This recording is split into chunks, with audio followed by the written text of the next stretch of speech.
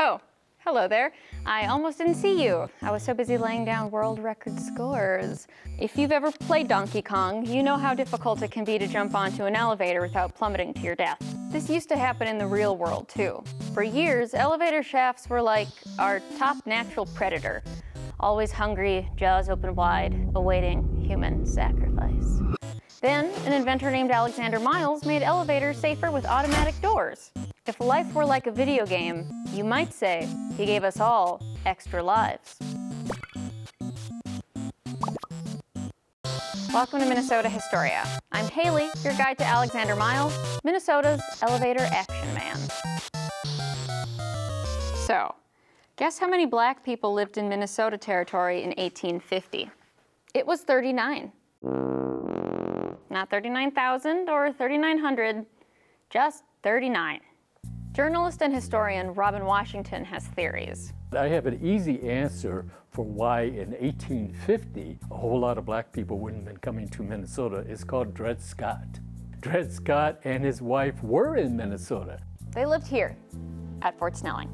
And they were brought here as enslaved people and went back to Missouri, and people told them, did you know you were free while you were in Minnesota? That got to be, as we very well know, a Supreme Court case that was one of the worst decisions in American history. Their 1857 decision upheld slavery and denied the citizenship of enslaved Americans. So, there's no way any black person who was looking at a map and trying to figure out where to go would say, oh, Minnesota sounds like a great place right after Dred Scott. By 1865, the population had boomed to 259. Fortunately, that number included the subject of this episode. Alexander Miles was born in Pickaway County, Ohio in 1832, possibly in Circleville. As an adult, he moved to Waukesha, Wisconsin, and worked as a barber. But things didn't really get cooking for Miles until he got to Winona, Minnesota in 1862. Today, Winona is still a pretty little river city on the banks of the Mississippi River. In 1864, Miles purchased the OK Barbershop, located approximately where this brutalist architecture now stands. There, he started selling his first invention, Tunisian hairdressing. Miles got married in 1871, which received some negative attention in the Winona Herald. Maybe you can guess why. According to a gossipy column in the Herald, Alexander Miles, quote, lived with a white woman and put on style. Oh look, racism.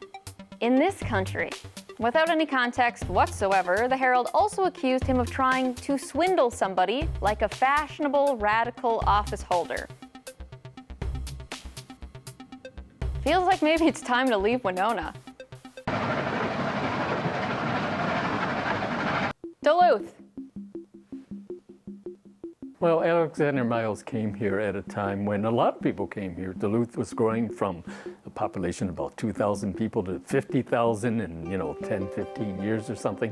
In 1875, Alexander Miles opened a new barbershop in Duluth's St. Louis Hotel.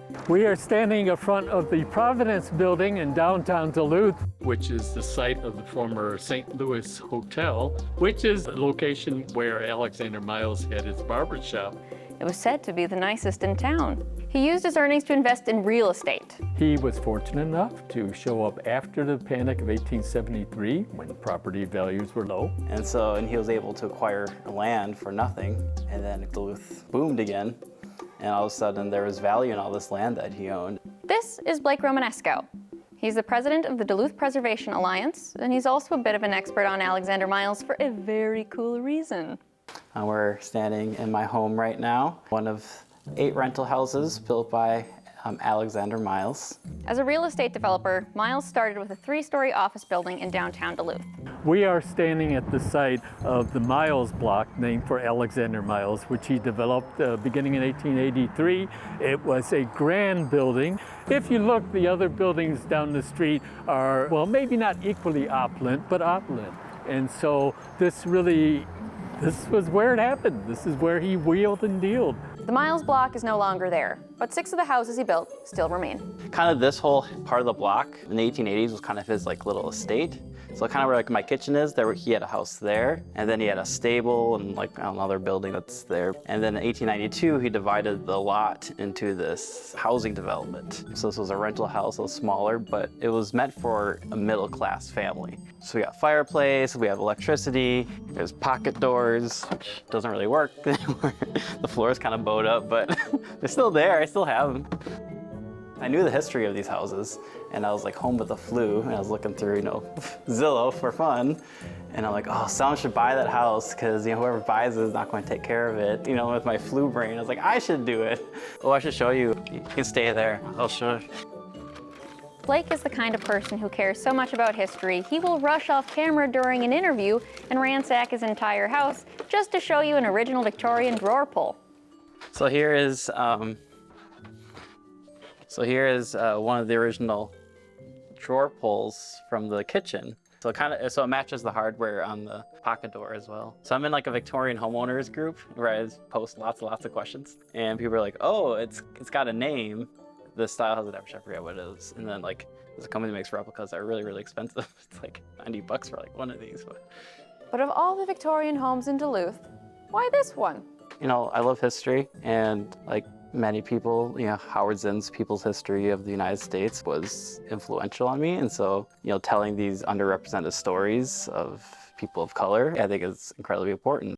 Which finally brings us to the story I like to call Alexander Miles versus the terror of the open elevator shaft.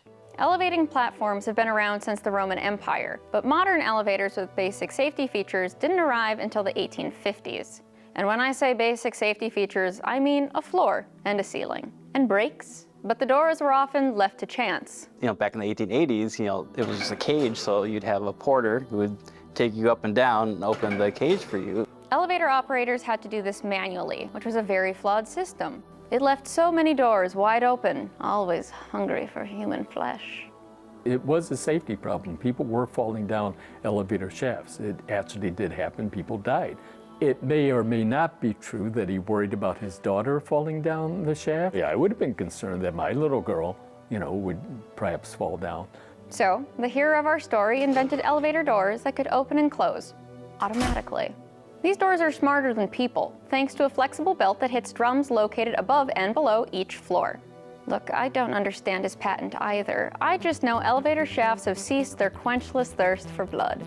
And we have Alexander Miles to thank for all those lives saved. 1880s was kind of, he was on top of the world and was grabbing people's attention. This guy was the richest black man in the Old Northwest. He would have been one of the richer people in Duluth. So people were cool with him? He's definitely being accepted in the community. So he was on the Chamber of Commerce. He's also serving on juries. That's significant. How many African Americans served on juries at the time? He was also part of a fraternal organization of black men, and he was active Republican, the party of Lincoln. I'm not saying race didn't matter. I'm not saying nobody noticed, but it did not appear to be an impediment. Look, Miles had a good run here in Duluth. But unfortunately, he was affected, like everybody else was, by the Panic of 1893. I wasn't able to financially keep up in the houses, so they were foreclosed on later on in the decade. He was broke, so he moved to Chicago, where he revolutionized the life insurance business. Is that true? Was a part of starting a fraternal life insurance company for African Americans, which was a first in the country at the time. Because white-owned insurance companies would not insure African Americans at the time. There was an excuse that black people had shorter life expectancy. Alexander Miles and another gentleman went out and did a study to dispel that, and okay, we'll do it ourselves. In 2007, Alexander Miles was inducted into the National Inventors Hall of Fame. You'll find him listed right above Hyndman Miller, one of the inventors of the sports bra. So he was an inspiring character. He had this drive, this inventiveness. It almost sounds trite to say, but a real can-do attitude. And you can see that in the things he did. Thanks for watching Minnesota Historia, your guide to all things quirky in Minnesota history. In future episodes, we'll be going even further and deeper into the quirky, soft underbelly of this very weird state. Yum. So don't forget to hit the subscribe button. And please become a member of PBS North to support projects just like this.